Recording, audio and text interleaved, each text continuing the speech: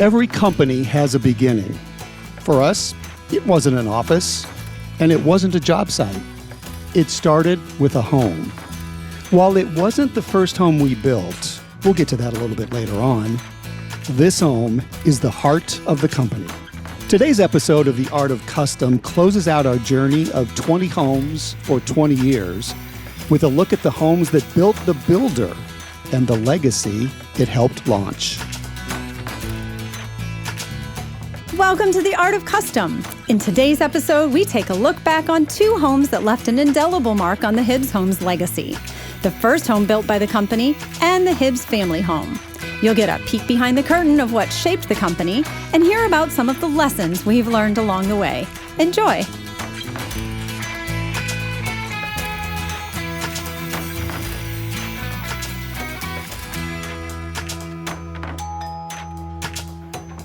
In 2007, my wife Jan and I built what would become our family's home, a ranch-style home inspired by the beautiful homes we loved in Park City, Utah. As this home took shape, it became more personal, more purposeful, and it quietly became the foundation for something much bigger. It's where a vision took shape, and one that would guide more than 20 years of custom home building, hundreds of one-of-a-kind homes, and 2 expanding markets. Melody, today we're going to talk about 2 homes that are very special to our company, the Hibbs Family Home and the first home we built from the ground up. Well, I am excited to talk to you guys both about these homes because they're really emblematic of the journey, if you will. I'll agree with that. And first of all, you're probably excited because you got the 2 of us in the same room for once. I know. Because you were usually going in different directions. Not only that, but it took some coaxing to get Jan to agree to the podcast and some schedule. Yes, it did. You were originally scheduled for the other day, and she thought she got out of it, but then you rescheduled it, and here she is. Hi, Jan. Hi, how are you? I'm fantastic. I'm glad to have you on the podcast. Thank you. Me too. This will be glad fun. to be here. Well, so you guys do have a unique journey, and we're wrapping up 20 homes for 20 years talking about this entire process. So, Kim, you actually started off with a really successful career in broadcasting. What made you start thinking about a pivot to construction? We didn't plan it that way. It just happened, one of those things. When Jan and I had our first couple of kids, we wanted some flexibility with her career. And so she chose to get her real estate license, and we started fixing and flipping homes. I noticed that you titled story 1, From Flips to Sips. That was pretty clever, something I don't know that our listening audience probably would get to see. But SIPs stands for structural insulated panels, right? Right. Anyway, so the story from Flips to Sips is we started flipping homes. We enjoyed it somewhat. The problem we had with it was we always wanted to do too much. We thought, didn't we, Jan? We thought that we can spend a little bit more on those appliances, or we can spend a little bit more on the flooring because people are going to love it. Well, what it came down to is real estate agents really did stick to cost per square foot, comps from the neighborhood. And so while it was successful, the flips that we did, it wasn't as fulfilling, quite frankly. So all this was happening while I was still a broadcaster for the NBC affiliate, television affiliate in St. Louis. And we decided we wanted to get into new construction. So we joined the Home Builders Association here in St. Louis, great organization, and we kind of immersed ourselves in the HBA and started learning more about new home construction. We just took a chance. And so really what happened is my contract had come up at the NBC affiliate, and the business had just started to really take off. And so I kind of had a choice. Really could see the broadcasting industry was going in a direction that I was really not comfortable with. And so when we had the opportunity to take Hibbs Homes full time, we made the decision. So, Jan, you started off actually as a bookkeeper Yes. for some professional athletes, which I think sounds like such a cool job. So what made you decide really to make the change? Prior to children, I was a bookkeeper for a sports agent and did a lot of bookkeeping for a lot of well-known athletes. And then when we had their children, we wanted me to be able to stay home with them. And then when they got to kindergarten, we decided we've always been entrepreneurial. We've had tried several different businesses over our marriage, and Once again, we were sitting out in Park City, Utah, having a beer at the base of a mountain and trying to decide what we're going to do that I could go into, work part-time, take care of the kids, and have some flexibility. We unknowingly knew it wasn't quite as flexible as you would normally think because there's a lot that goes into it. So that's kind of how we started with Hibbs Homes, just brainstorming what business to go into, and we decided to start off small, flipping houses. Kim would help me as soon as he got off work. A lot of times there were kids with us. We were in neighborhoods that aren't always the easiest to drag children to, in houses that we are gutting and redoing. So it's always been a family relationship in the building. They're talking about Alexis and Brandon Hibbs, who kind of grew up with the business. So Alexis is now part of the business as well. Yes, so correct. It is truly a family business. And even our Park City branch is operated as a family business as well. So, Well, and that's really, it's part of our culture. It's who we are. We stress that a lot, how the family relationships and the family dynamics, they do come into play when you own a small business, but we consider everybody that works for us part of our family. It's what we like about what we do. So a lot of people dream about making a career change, and very few actually do it, and even fewer with as much success as clearly you guys have had. I mean, 20 years for a builder, number one, for a small business, number two, and for a second career, number three. Pretty awesome. So if somebody else were looking to do something like what you guys did, make that big leap, what gave you the confidence? I don't know that it's confidence. I think you get into the middle of it and you just have to make a hard decision. I don't know that we necessarily had confidence. Maybe what gave us the confidence is after we had done a few spec homes that had gone fairly well for us, we were approached by the friend of a friend who needed a home built somewhere near where we were living. And it was a large home. It was a pretty expensive home for the time. And they trusted us to do the project. We did the project. It went exceptionally well.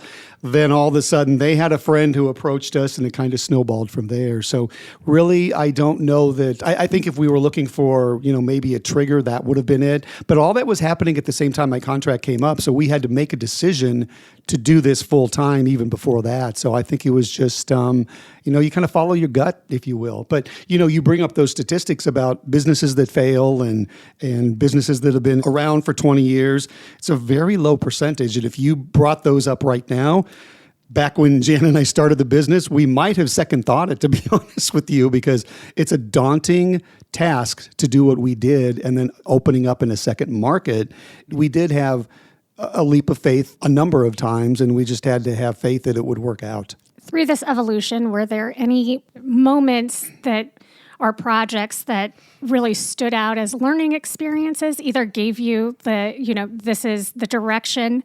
You mentioned the first home, somebody approached you about it. What were those big learning experiences in those first homes?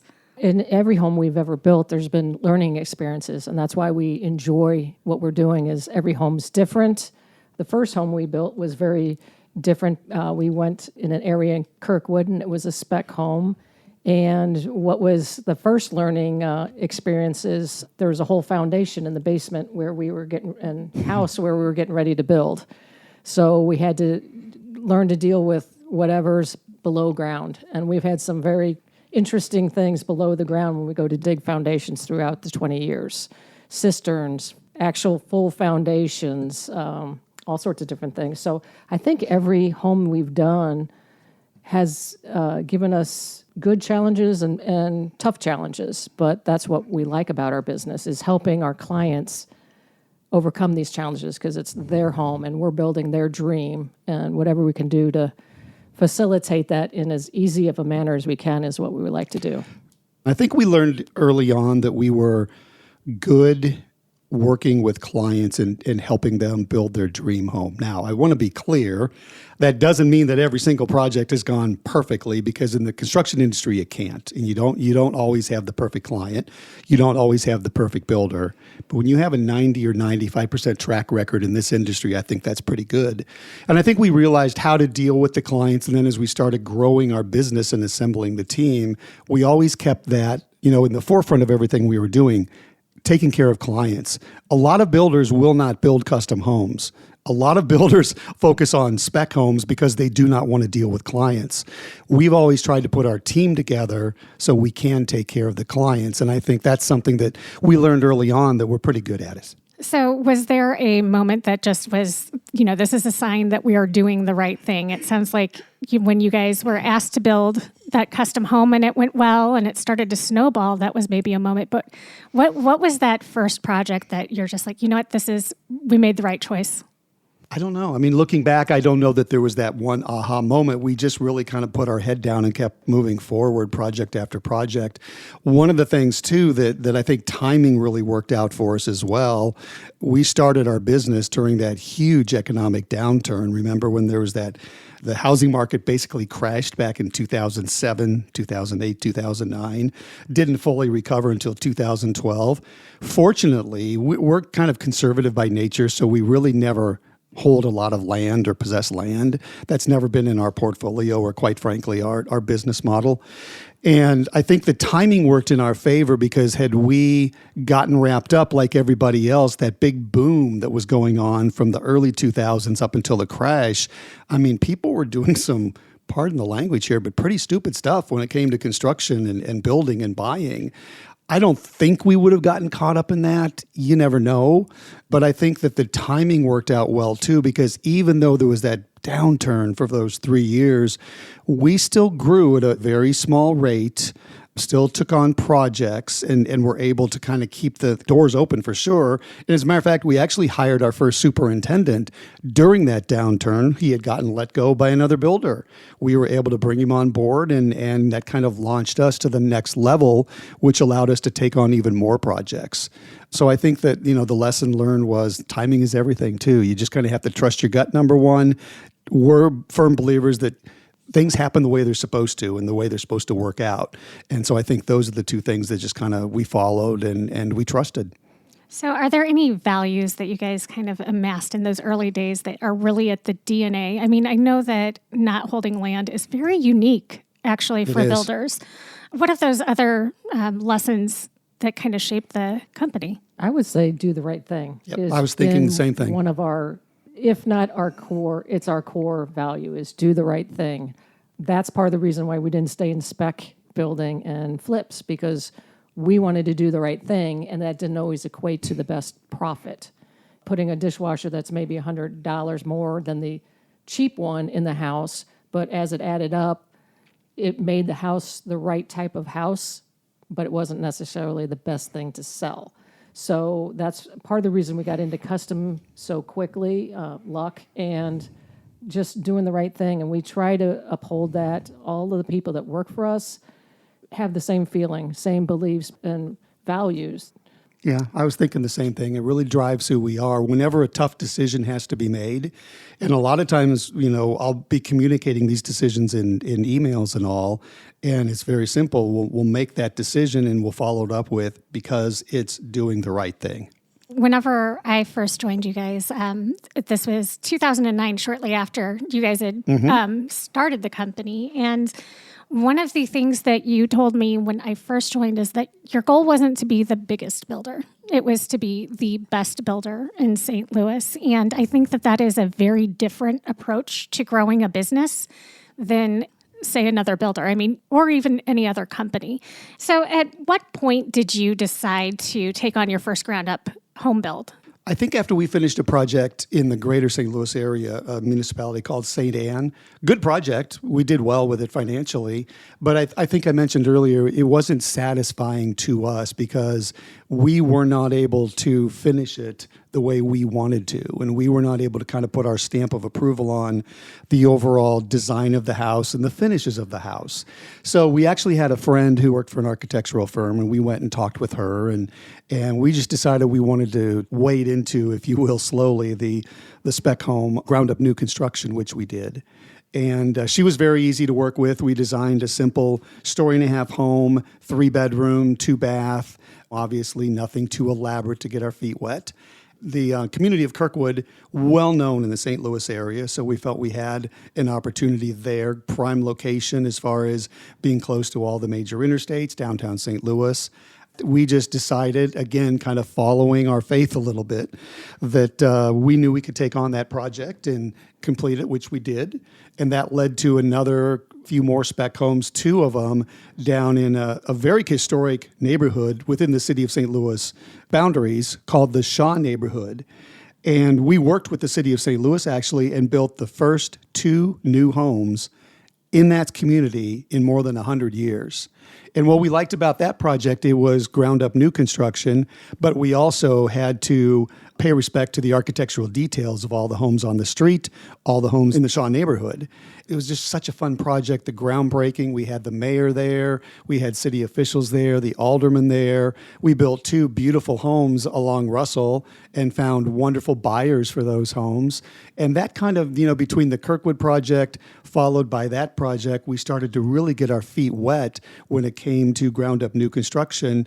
It just seemed like a better fit for us personally. So when you started on that path, what did you decide that you wanted to be known for? Good quality construction and always doing the right thing. That's been our North Star all along, is doing the right thing for everybody. I feel like those values are just baked into the DNA of the company at this point. So. 20 years later, they're still here. They still guide us. So company starts in 2004, and we're doing some ground-up builds. And then in 2007, you start building what I call our kind of iconic home, right? This is the Hibbs Family Home. I say it's iconic because it remains a centerpiece of our marketing. So let's start with the basics of that home. What inspired you guys to design that home the way that you did? I think it was really designed after our love for Utah. Mountain construction. Yeah, it was originally built as a spec home. We were going to sell it, but Kim and I, in the design and everything, really kind of fell in love with the house. The look, the feel, where it's located. It was in a neighborhood that we already lived in. It was just on a different side of the neighborhood. But we've always enjoyed that. I wouldn't say rustic. It's not even mountainy. It's just got a different look. If you drive by it, you don't go, oh, that house looks like every other house in the neighborhood, or even every other custom home. And we ended up falling in love with it. So during the construction, we decided we needed a bigger house. So we quickly kind of pivoted, sold our home, and decided to finish this home with the selections that we wanted. And 15, 16 years, whatever we've been there later, it was the perfect decision for us. We absolutely love the home, and you could not get either of us out of that home kicking or screaming. Not only do we not like to move, but we really love the house and the lot and the location and just everything about it. Interesting story about that is our children were probably middle schoolish, and they would help us by cleaning up the lot when it was still a spec home. And we hadn't told them that we had made the decision to go ahead and keep the house ourselves. And then we had lunch one afternoon when we were in the painting stage on the patio, brought in some Panera, and we'd already asked Alexis if she was going to paint a room, what would her paint look like?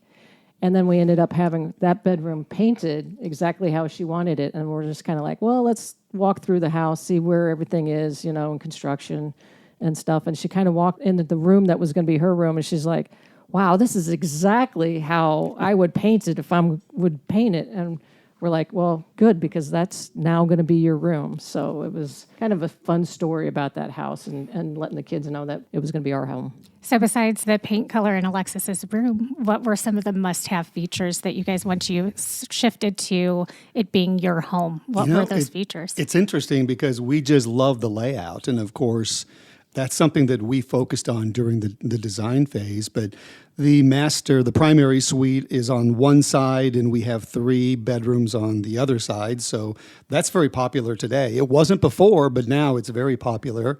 Love the open great room with the vaulted ceilings, because it's, the kitchen right into the great room, breakfast area. It's all right there. I really we have a 2-sided fireplace that goes out to a rear covered patio. And we spend a lot of time out there because we both enjoy being outdoors. Yeah, I think when we first were designing it, it was going to have a clear story, and we took that out, which in some of it is due to the way we build. It was not probably going to be the most energy efficiency with having that upper area.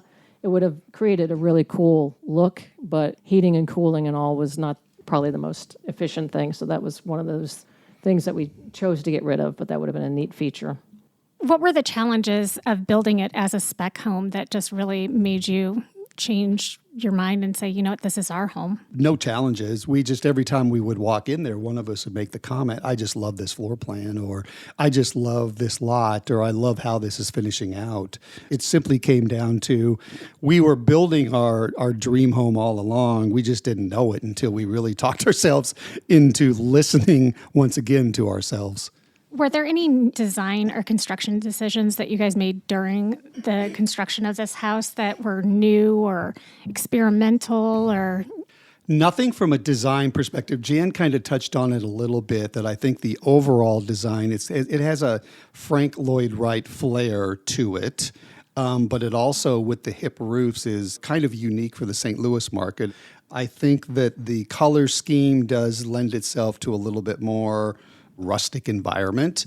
Inside, with all the finishes, it's definitely got that little bit of a mountain feel to it with the color scheme and all. But the main thing that, from my perspective, and you know how I feel about building a good home, that's when we really started to focus on high performance homes. So the insulation package, the windows, the HVAC system, the roof sheathing, everything about that home, everything that we've talked about in our podcast Melody for the past 6.5 years, we were able to do that when we built our home.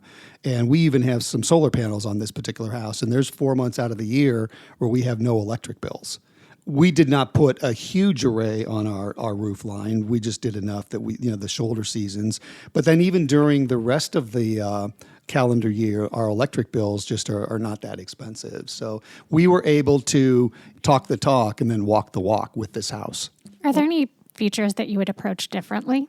If I had something to do different, I would maybe do like a dirty kitchen. It just seems like no matter where you live, you don't have enough counter space. Right. But as far as most of the house, no. And we live in an area that the house could be noisy potentially from where we live, but because of how we built, if all the windows and doors are shut, it is dead quiet in there, and it's awesome.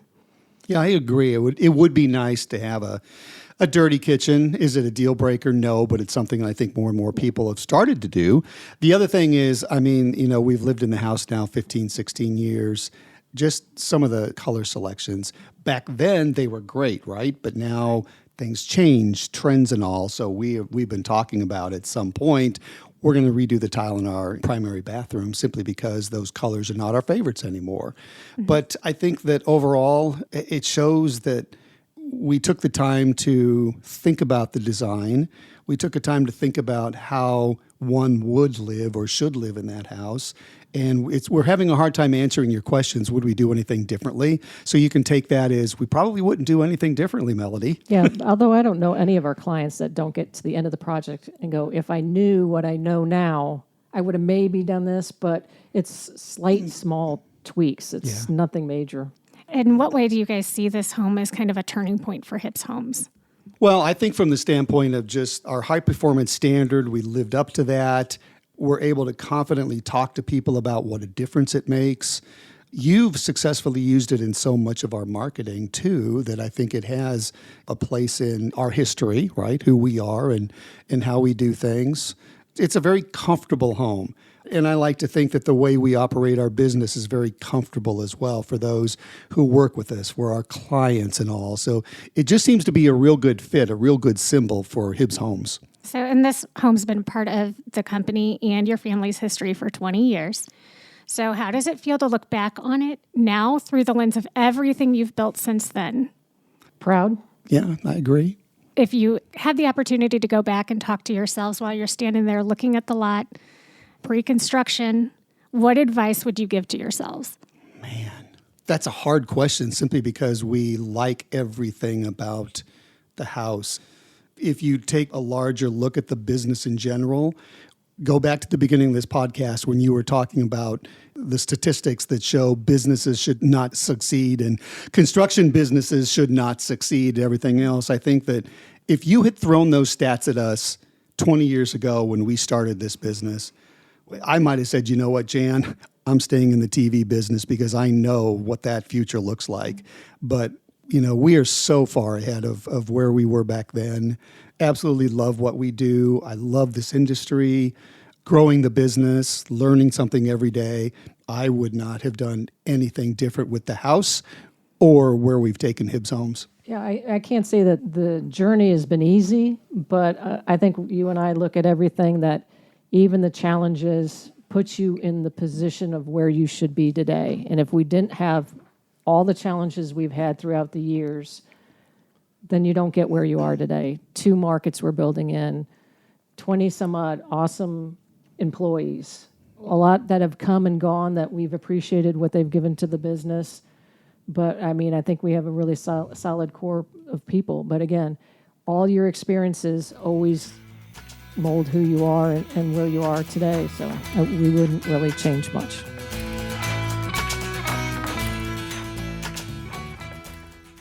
As we wrap up the final episode of our season of 20 Homes for 20 Years, it feels only fitting that we end where we began.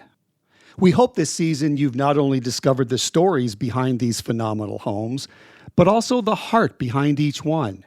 And maybe you've even picked up a little insight and inspiration along the way. To all of our clients, team members, partners, and listeners, thank you for being part of our journey.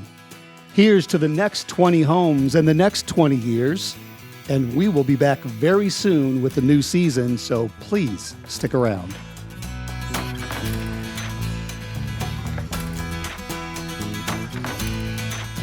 Be sure to subscribe to get the latest episodes, and please rate and review.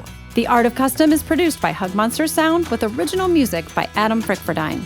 Thanks for listening.